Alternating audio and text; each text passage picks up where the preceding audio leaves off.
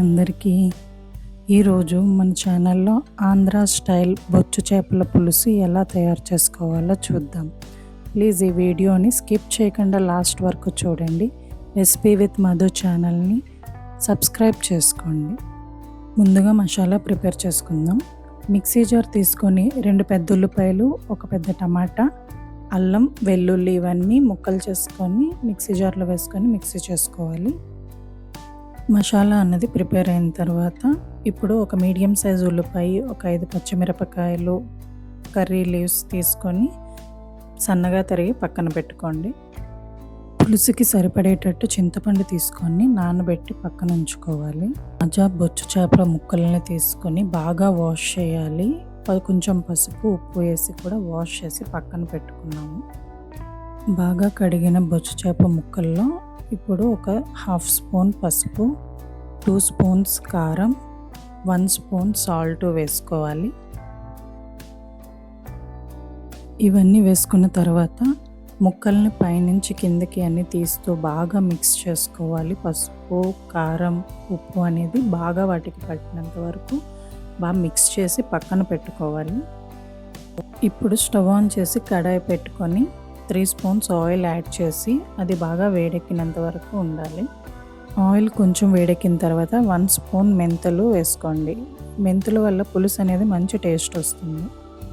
మెంతులు కొంచెం వేగిన తర్వాత ఇప్పుడు పక్కనే తరుగుంచుకున్న ఉల్లిపాయ, పచ్చిమిరపకాయలు, కరివేపాకుని ఆయిల్లో యాడ్ చేసి బాగా వేపుతూ ఉండాలి.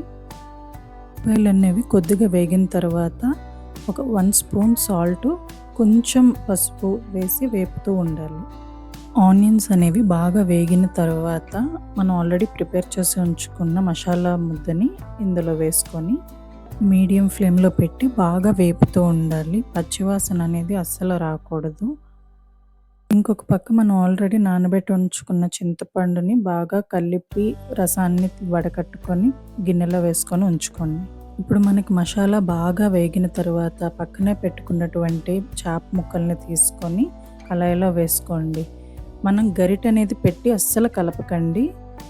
2 చేతులతో కళాయిని పట్టుకొని మెదుపుతూ ఉండాలి. అలా అయితే ముక్క విరిగిపోకుండా ఉంటుంది.